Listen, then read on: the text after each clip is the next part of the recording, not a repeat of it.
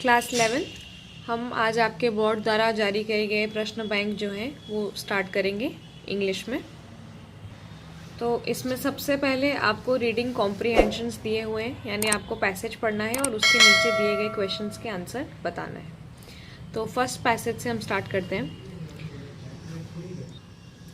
Academics has always been an essential part of human development, यानी मनुष्य जो है उसका हर तरीके से विकास हो सके इसलिए शिक्षा जो है वो बहुत ज़रूरी होती है। शैक्षणिक जितनी भी चीज़ें हैं, it prepares us to survive in the outside world, यानी बाहर की दुनिया में रहने के लिए हमें उस लायक बनाती है शिक्षा। And establish an identity of our own, और हमारी एक खुद की पहचान बनाने में भी मदद करती है। But is an individuals development restricted to merely academics, यानी कोई भी इंसान का जितना भी डेवलपमेंट है क्या वो सिर्फ शिक्षा से जुड़ा हुआ है। In India from an early age we have been taught that education is limited to the boundaries of academics only, यानी इंडिया में हमको बहुत बचपन से ही ये सिखाया जाता है कि एजुकेशन जो है वो सिर्फ इतनी ही है, इतनी लिमिटेड है। The idea of getting out into the field for gaining practical experience is always considered a hoax, यानी कि बाहर जाना और प्रैक्टिकल एक्सपीरियंस लेना यानी प्रैक्टिकल तरीके से शिक्षा लेना, इसको हमेशा एक मजाक समझा जाता है। This has hindered students development, और इससे बच्चों का जो विकास है वो रुक गया है। But the truth is that education represent a considerably broader field than we know of it, यानी सच ये है कि शिक्षा जो है वो इससे कई ज़्यादा बड़ी है जो हम उसको समझते हैं। Our teaching from the basics has been focused on getting good grades and job offer rather than being creative and unique, यानी जो हमारी शिक्षा है हमेशा बेसिक्स पे से इस पे ही फोकस्ड रही है। हमारा जो पूरा ध्यान है वो इसी पर केंद्रित रहा है कि हमें अच्छे मार्क्स मिले, अच्छी जॉब ऑफर मिले, ना कि हम इस पर ध्यान नहीं देते कि हम यूनिक बने, यानी हमारे जैसा कोई ना हो और हम क्रिएटिव हो, हम हर चीज़ में दिमाग लगाएं। In the 21st century, the pure academic type of education is slowly paving way for the whole new type, यानी 21वीं शताब्दी जो हमारी आई है उसमें ये जो एजुकेशन है अब धीरे धीरे नई होती जा रही है।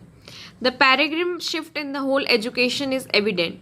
People have now come to understand that education is a 360-degree activity that should focus on students' overall development rather than restricting him or her to the classroom. यानी अब लोग इस बात को समझ रहे हैं कि पढ़ाई जो है वो पूरी 360 डिग्री एक्टिविटी है, यानी बच्चे के पूरे ओवरऑल डेवलपमेंट पर, हर एक चीज़ पर हमें ध्यान देना है, ना कि सिर्फ उन्हें क्लास में ही बिठाकर रखना है।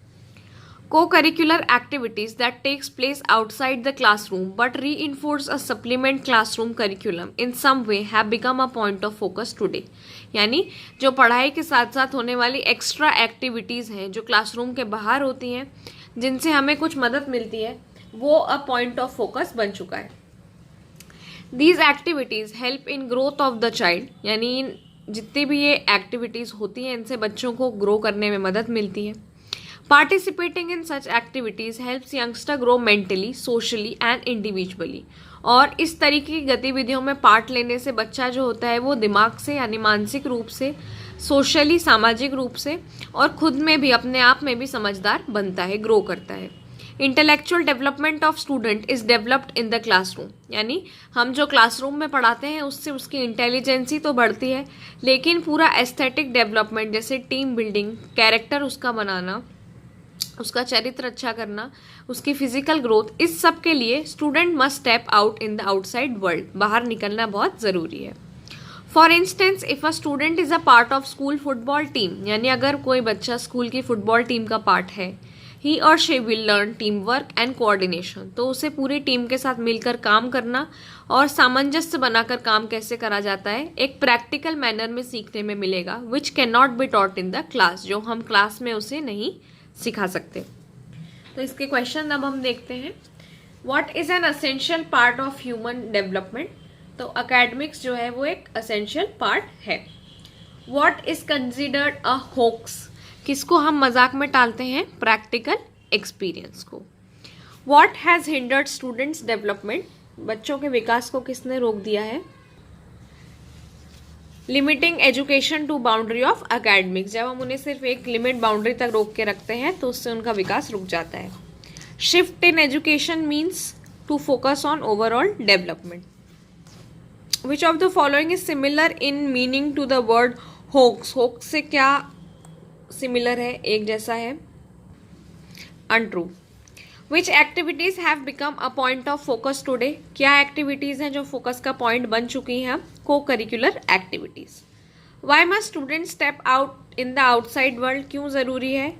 एस्थेटिक डेवलपमेंट के लिए, फिजिकल डेवलपमेंट के लिए भी। The time period of 100 year is a century, इसको हम सेंचुरी बोलते हैं। Which of the following is correct antonym of unique, synonym और एंटोनिम, सिनोनिम यानी सेम और एंटोनिम यानी डिफरेंट, तो यूनिक का हो जाएगा, रेयर इसका सिनोनिम होगा और कॉमन जो है इसका एंटोनिम हो जाएगा। क्लासरूम टीचिंग प्रोवाइड्स, क्या मिलता है क्लासरूम टीचिंग से? फाउंडेशन मिलता है बच्चों को। अब हम सेकेंड पैसेज देखेंगे। पेरेंटिंग इज एन आर्ट, यानी बच्चों को पालना जो होता है ये भी एक कला होती है। It requires a lot of time, dedication and hard work, यानी इसमें बहुत मेहनत और समय आपका लगता है। There is no parenting manual that is perfect for everyone, यानी ऐसी कोई किताब नहीं लिखी गई है जो सबके लिए एक जैसी हो, सबके लिए परफेक्ट हो।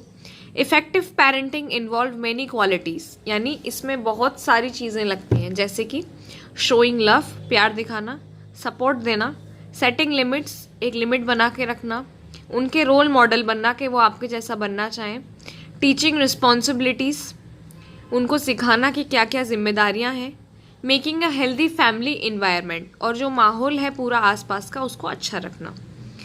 Being a good parent means you need to teach your children the moral values, यानी आपको उनको बहुत सारी चीज़ें ऐसी सिखाना रहेंगी जो उनको आगे जाकर काम आएंगी।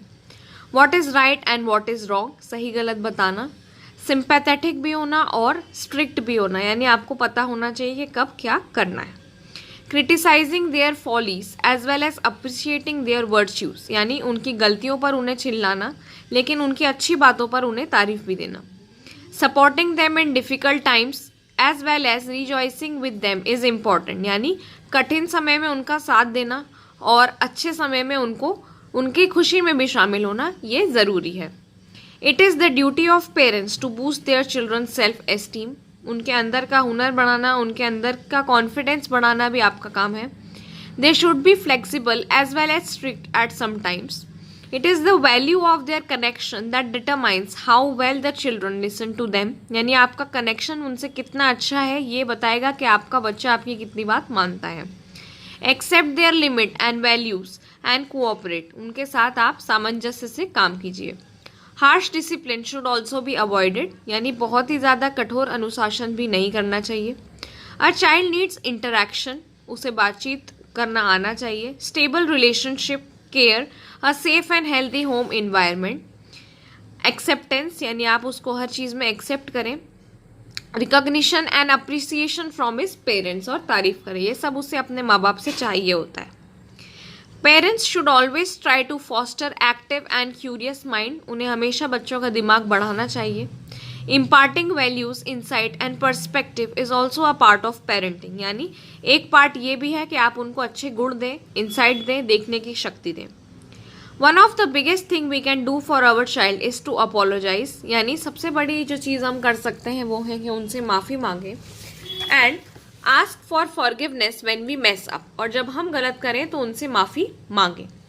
It will teach children to do the same, ये इससे बच्चे क्या सीखेंगे कि हमें भी यही करना है, जब हम गलती करें तो हम जिससे भी गलती हुई हो वो माफ़ी मांगें। Once we apologise we don't just move on, यानी एक बार माफ़ी मांगकर आगे नहीं बढ़ना है। Now is the time to talk, यानी अब बात करने का समय है। Find out how it affected your children, और पता करना है कि इससे बच्चों पर क्या असर पड़ा है। तो अब ये कुछ क्वेश्चंस दिए हैं जो मैं आपको पैराग्राफ में ही टिक करके बता दूंगी, ये एमसीक्यू नहीं है, ये लिखने वाले हैं। व्हाट इंश्योर्स इफेक्टिव पेरेंटिंग, तो सबसे पहले आपको ढूंढना है, आपको ऐसा कुछ वर्ड यहाँ पर दिख रहा है क्या?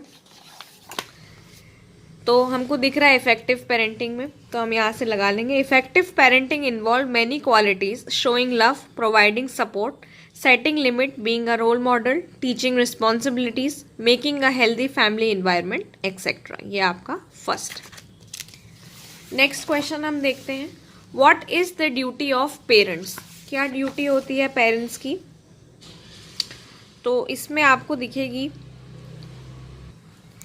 It is the duty of parents to boost their children self esteem. ये सेकेंड वाला मिल गया।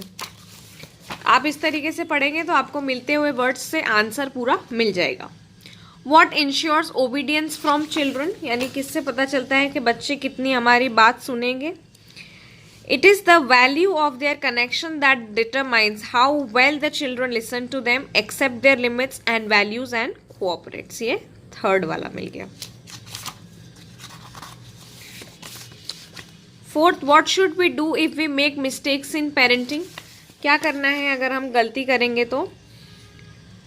अपोलोजाइज, माफ़ी मांगना है, and ask for forgiveness when we mess up. जब गलती हो जाए तो हम उनसे माफ़ी भी मांगे।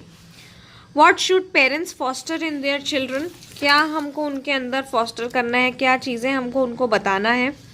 Parents should always try to foster active and curious mind. ये fifth. How can we teach our children through humility? हमको उनसे माफ़ी मांगना है, तो किससे हमारे बच्चे जो हैं ट्रू ह्यूमिलिटी सीखेंगे? इसी का भी आंसर यही है। One of the biggest thing से लेकर हमको लेना है और यहाँ तक, it will teach the children to do same and show them true humility. Sixth, what do children expect from their parents? यानी क्या एक्सपेक्ट करते हैं वो? A child needs interaction, stable relationships, care, a safe healthy home environment, acceptance, recognition and appreciation from his parents. ये seventh. What is the noun form of safe? What is the verb form of forgiveness? Forgive. And what is the antonym of healthy? Synonym मैंने अभी पीछे बताया था कि same word होता है और antonym यानी different, तो antonym हो जाएगा feeble। तो ये आपका खत्म हो गया पैसेज नंबर सेकंड। अब हम पैसेज नंबर थर्ड स्टार्ट करेंगे। तो यहाँ पर आपको एक पाई चार्ट दिया हुआ है। Pie chart illustrate how internet users age 16 plus prefer to access the internet at home and in other places. यानी इस पाई चार्ट में बताया गया है कि 16 प्लस जो इंटरनेट यूज़र्स हैं, यानी 16 साल से बड़े जितने भी इंटरनेट को यूज़ करने वाले हैं, वो कहाँ कहाँ पे इंटरनेट को किस किस तरीके से यूज़ करते हैं। जैसे 30% लैपटॉप पर, 33% स्मार्टफोन्स पर, 14% डेस्कटॉप कंप्यूटर पर, 19% टैबलेट पर और 4% अदर तरीके से। This chart shows the result of a survey in which people aged 16 and over were asked about their preferred devices for accessing the internet। यानी ये चार्ट हमको उन सर्वेस का रिजल्ट बताता है जिसमें पीपल जो 16 या उससे बड़े थे उनको पूछा गया था कि वो किस डिवाइस पर इंटरनेट यूज़ करते हैं। जैसे हम यूजुअली फ़ोन पर इंटरनेट यूज़ करते हैं। The question refer to going online at home, यानी क्वेश्चन में बोला गया कि आप घर पर ऑनलाइन हैं और दूसरी जगहों पर भी हैं। पार्टिसिपेंट मेंशन 4 मेन डिवाइसेस, यानी 4 मेन डिवाइसेस थे इसमें जो लोगों ने बोले, जैसे स्मार्टफोन, लैपटॉप, टैबलेट और desktop computer. From a pie chart it is clear that majority participant prefer to use smartphones, यानी ज़्यादातर जो है वो स्मार्टफोन्स और लैपटॉप्स का यूज़ करते हैं। With just 3% difference between the two, दोनों के बीच में सिर्फ 3% का अंतर है, क्योंकि लैपटॉप 30% है और स्मार्टफोन 33% है। Nearly a third of participant prefer to go online with a smartphone, यानी बहुत सारे पार्टिसिपेंट्स जो हैं उसमें से वो स्मार्टफोन से ही इंटरनेट चलाते हैं। 30% like to use a laptop, 30% लोग लैपटॉप यूज़ करते हैं। 14% डेस्कटॉप कंप्यूटर्स यूज़ करते हैं। सिर्फ एक स्मॉल माइनॉरिटी है जो इन चारों के अलावा कुछ और यूज़ करती है। और क्योंकि मोबाइल और पोर्टेबल डिवाइसेस हैं जो बहुत ज़्यादा पॉपुलर चॉइस हैं, बहुत ज़्यादा फेमस है। It is clear that many participant are accessing the internet outside their home, यानी घर से बाहर वो इंटरनेट का यूज़ करते हैं। डेस्कटॉप कंप्यूटर सबसे कम पॉपुलर है, क्यों? क्योंकि वो एक ही जगह पर घर में रखा रहते हैं। In future, we can probably expect to see more and more people accessing internet with smartphone as their preferred choice. तो आगे आने वाले टाइम में भी हमको लगता है कि लोगों की प्रिफर्ड चॉइस जो होगी, सबसे नंबर 1 चॉइस उनकी स्मार्टफोन्स ही होंगे। तो इसमें पूछा गया है कि सर्वे का टॉपिक क्या है। तो टॉपिक है to going online at home and in other places. लोगों से जब पूछा गया कि वो क्या यूज़ करते हैं, तो हम इसको लिख सकते हैं the topic of survey was people aged 16 and over were asked about their preferred devices for accessing the internet. ये फर्स्ट। कौन से 4 डिवाइसेस थे जो पार्टिसिपेंट्स ने मेंशन करे थे? Participant mentioned 4 main devices, smartphone, laptop, tablet and desktop computer. What is the age group of participant? Age group है 16+। क्या क्वेश्चन हमने उनसे यहाँ पर पूछा है? तो क्वेश्चन हमने पूछा है the question refer to going online at home and in other places. ये 4th। What is the percentage of smartphone users? कितने लोग हैं जो स्मार्टफोन यूज करते हैं? हमने देखा था 33%। सिर्फ 19% थे जो टैबलेट का यूज कर रहे थे। तो हाँ, ये सही है, तो हम इसमें लिखेंगे ट्रू। सबसे कम पॉपुलर डिवाइस क्या था? मेन डिवाइसेस में से लीस्ट पॉपुलर कौन सा वाला था? तो लीस्ट पॉपुलर अगर हम देखें तो डेस्कटॉप कंप्यूटर जो था वो सबसे लीस्ट पॉपुलर डिवाइस था सब में से। What can we expect in future? यानी कि हम फ्यूचर में और क्या मान सकते हैं कि क्या होगा? In future we can probably expect to see more and more people accessing the internet with smartphone as their preferred choice. यानी लोगों की नंबर 1 चॉइस क्या बन जाएगी? Smartphones. What is the conclusion of the survey? यानी survey से हमें क्या पता चलता है? सर्वे से हमको पता चलता है कि many participants are accessing the internet outside their home, and from the pie chart it is clear that majority of participants prefer to use smartphone and laptops। यानी ज़्यादातर लोग स्मार्टफोन और लैपटॉप का यूज़ करते हैं। बहुत सारे पार्टिसिपेंट घर से बाहर इंटरनेट का यूज़ कर रहे हैं, ये भी ट्रू है। तो ये पैसेज आपका ख़त्म, और अब हम पैसेज नंबर 4 स्टार्ट करेंगे। पैसेज 4 हम आपका स्टार्ट करते हैं। Neeraj Chopra did not just win a gold medal flinging the javelin a staggering 87.58 metre to top the charts in Tokyo but vaulted himself into history books. तो जैसा कि पैसेज से समझ में आ रहा है, ये नीरज चोपड़ा के बारे में दिया हुआ है। नीरज चोपड़ा हम सब जानते हैं, अभी उन्होंने गोल्ड मेडल जीता था इंडिया के लिए जैवलिन थ्रो में। तो उन्होंने 87.58 मीटर तक उसको फेंका था, टोक्यो में ये हुआ था, और हिस्ट्री में अब उनका नाम हमेशा के लिए लिखा गया है। It would go down to date as the most historic of medals in India's Olympic history. यानी पूरे ओलंपिक की हिस्ट्री का सबसे बड़ा हिस्टोरिक मेडल है ये अभी तक का। Perhaps the most historic in nation sporting history, और शायद हमारे पूरे देश की स्पोर्ट्स की हिस्ट्री में सबसे बड़ा मेडल होगा। द गोल्ड यानी स्वर्ण, a historic first for the country in track and field, यानी पूरी कंट्री जो है उसके लिए बहुत इंपॉर्टेंट है। The second for an individual ever, और कभी किसी ने इतना बड़ा नहीं करा है। एंड द फर्स्ट सिंस अभिनव बिंद्रास 2008, यानी आखिरी बार अभिनव बिंद्रा ने ये जीता था और उसके बाद अब आया है। Would also ensure India's richest ever tally, यानी 7 हो गए अब हमारे पास। Much before he won the country's first ever track and field medal, they used to call Neeraj the village sarpanch headman in Khandra near Panipat. What started as a joke turned out prophetic. यानी देश के लिए ये medal जीतने से बहुत पहले जब वो ये सब खेला करते थे तो उन्हें विलेज का सरपंच कहा जाता था खांद्रा में, पानीपत के पास। और जो चीज़ मजाक जैसे शुरू हुई वो बहुत ही शानदार बनकर निकली।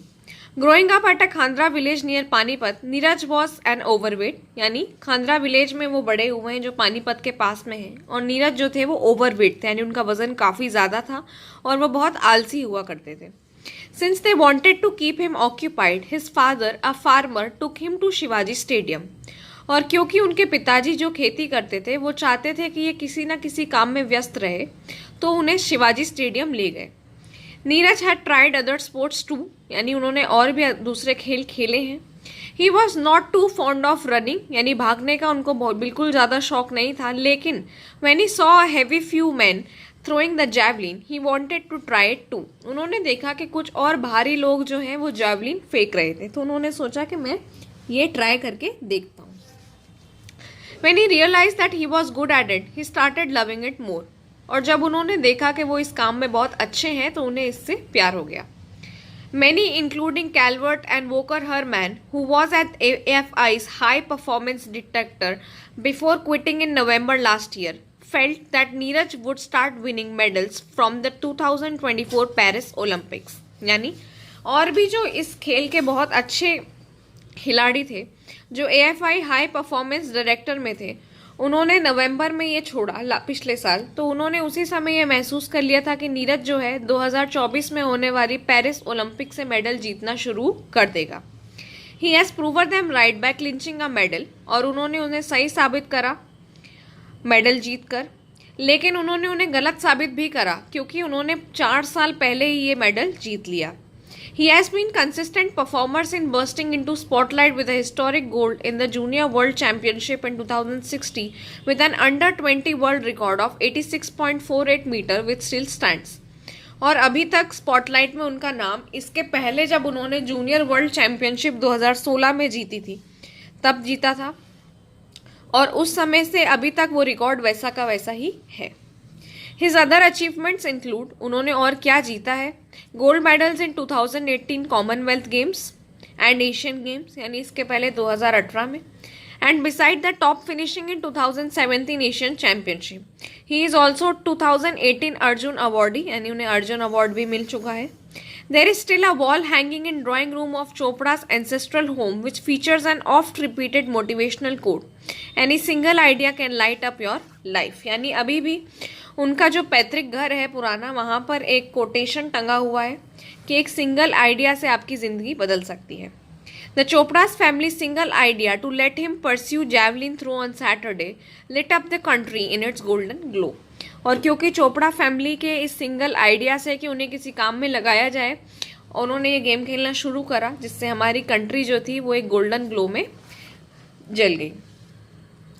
तो इसके क्वेश्चंस देखते हैं. नीरज चोपड़ा ने गोल्ड मेडल किस चीज़ में जीता है? जावलिन में. सबसे पहला फर्स्ट गोल्ड मेडल है जो ये, इसके पहले किसने जीता है? अभिनव बिंद्रा ने. नीरज चोपड़ा को क्या बुलाया जाता था? हेडमैन. नीरज ने ये गोल्ड मेडल टोक्यो ओलंपिक्स में जीता है. Which of the statement is true for the above passage? क्या सही है? Neeraj was taken to Shivaji stadium by his mother. No. His family did not want him to throw javelin. गलत है, ये भी गलत है. And Neeraj had an under 20 record for 86.5. Neeraj को क्या अवार्ड मिला है? अर्जुन अवार्ड. नीरज ने और किस पे जीती हैं ये चीज़ें? कॉमनवेल्थ में भी, एशियन में भी और जूनियर वर्ल्ड चैम्पियनशिप में भी. All of this. कंसिस्टेंट का मतलब सेम. ऑथर्स का पर्पस क्या है बताना.